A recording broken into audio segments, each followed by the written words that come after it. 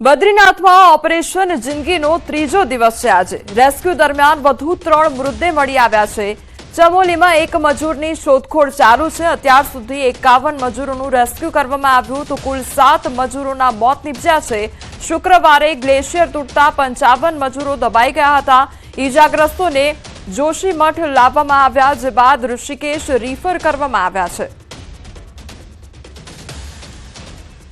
तो अत्यारे शोधखोळ चालू छे, जेमां एक मजूरनी शोधखोळ चालू छे, जेमां 7 मजूरना मोत पण निपज्या छे। अत्यारे पण रेस्क्यू ऑपरेशन यथावत राखवामां आव्युं छे अने रेस्क्यू दरमियान वधु 3 श्रमिकोना मृतदेह मळी आव्या छे। जे इजाग्रस्त श्रमिको छे तेમને सारवार अर्थे खसेडवामां आव्या छे। ये सुबह 6:30 बजे 6:45 के आसपास एवलॉन्च आया था सर। तो हमारे कंटेनर रोलिंग करके मेन रोड से दूसरे रोड में चले गए थे, तो यही हुआ था। कितनी बर्फ वहाँ पर है और उसने गिर रही थी? 2.5-3 मीटर तो आराम से हुई सर। 2.5-3 मीटर बर्फ तो होगी। कितने लोग थे कंटेनर? हमारे कंटेनर में हमारे इसमें 4 ही लोग थे, चारों सेब है। कैसे बचे आप?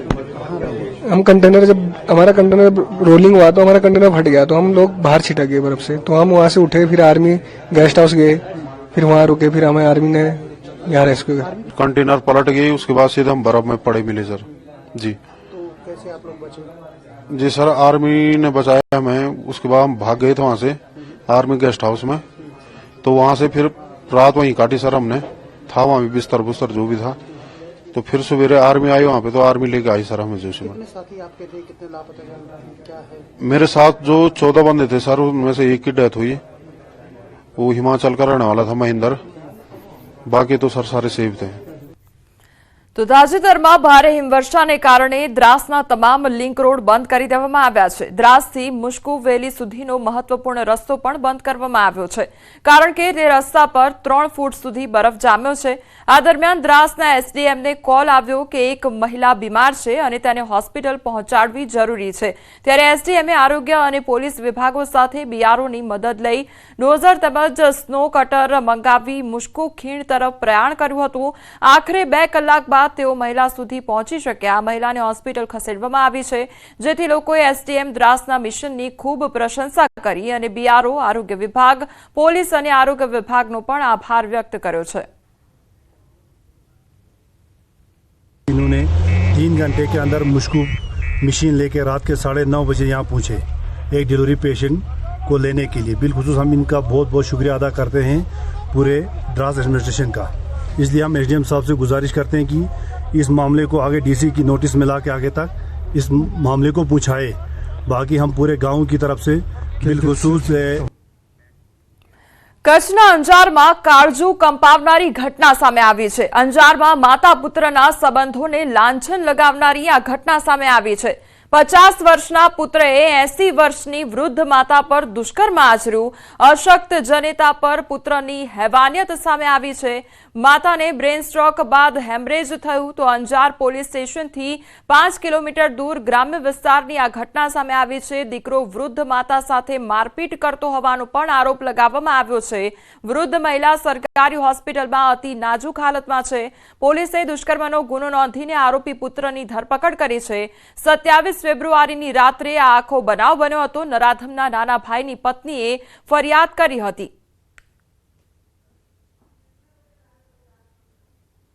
પોતાની સગી માને માથામાં ગંભીર પ્રકારની ઈજાઓ પણ પહોંચાડવામાં આવે, જે બનાવની ભોગ બનનારના પરિવાર દ્વારા પોલીસને જાણ થતા તાત્કાલિક પોલીસ ઘટના સ્થળે પહોંચી હતી અને આરોપી પોતે નશાની હાલતમાં હોય તેની વિરુદ્ધમાં તેને પકડીને તેની વિરુદ્ધમાં પ્રોહિબિશનનો કેસ કરવામાં આવે છે। પીએમ મોદીની નવસારી મુલાકાતને લઈ સીઆર પાટીલનું મોટું નિવેદન સામે આવ્યું છે। નવસારીના વાસી બોરશી ખાતે 8મી માર્ચે મહિલા દિવસે થનાર કાર્યક્રમ લખપતિ દીદીમાં પીએમ મોદી ઉપસ્થિત રહેશે। આ કાર્યક્રમમાં દક્ષિણ ગુજરાતના નવસારી, વલસાડ અને ડાંગ જિલ્લાની 1 લાખથી વધુ મહિલાઓ આવશે। સાથે જ સમાજમાં વિશેષ જવાબદારી સંભાળેલ મહિલાઓને પ્રધાનમંત્રી નરેન્દ્ર મોદી સાથે સ્ટેજ પર સ્થાન આપવામાં આવશે। ત્યારે હવે પીએમ મોદીના કાર્યક્રમને લઈ જિલ્લા વહીવટીતંત્રએ તૈયારીઓ શરૂ કરી દીધી છે। કાર્યક્રમ સ્થળની પ્રદેશ પ્રમુખ સીઆર પાટીલે મુલાકાત લીધી તેમજ સંબંધિત અધિકારીઓને યોગ્ય સૂચનો પણ આપવામાં આવ્યા છે।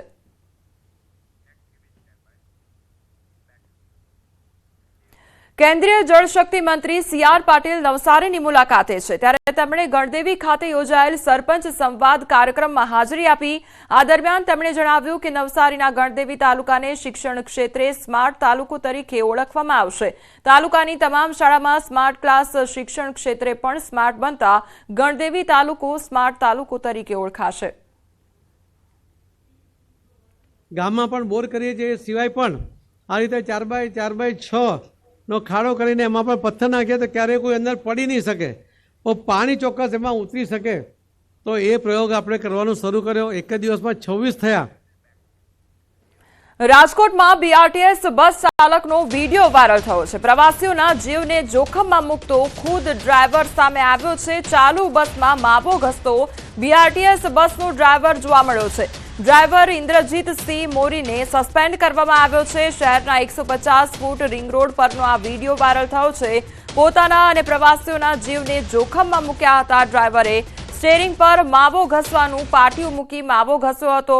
તો બસ ચલાવવામાં આવી રહી હતી અને ત્યારે ડ્રાઈવર માવો બસમાં ઘસવામાં મશગુલ હતો અને તે પ્રકારની આ ઘટના સામે આવી છે કે જ્યાં એક તરફ બસ ચાલુ છે અને ચાલુ બસે આ ડ્રાઈવર દ્વારા માવો ઘસવામાં આવી રહ્યો છે. પોતાનો જીવ આ સાથે સાથે જે મુસાફરો એ બસમાં સવાર હતા તે બંનેના જીવ તાળવે ચોંટ્યા હતા. હવે સમાચારમાં આગળ વાત કરીએ. બેફામ રફતાર પર બ્રેક ક્યારે વાગશે?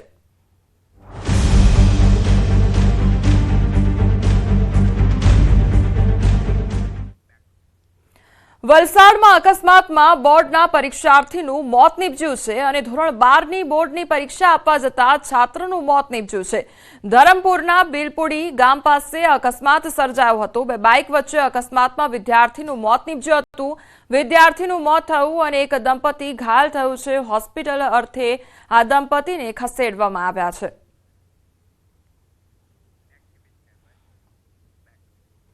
અમદાવાદમાં અકસ્માતનો બનાવ બન્યો છે તો સીસીટીવીમાં આખી અકસ્માતની ઘટના કેદ થઈ છે. વસ્ત્રાપુરના જજીસ બંગલા પાસે અકસ્માત સર્જાયો હતો. મર્સિડીઝ કાર ચાલકે મહિલાની અડફેટે લીધી હતી. કારની ટક્કરથી મહિલા હવામાં ફંગોળાઈ હતી.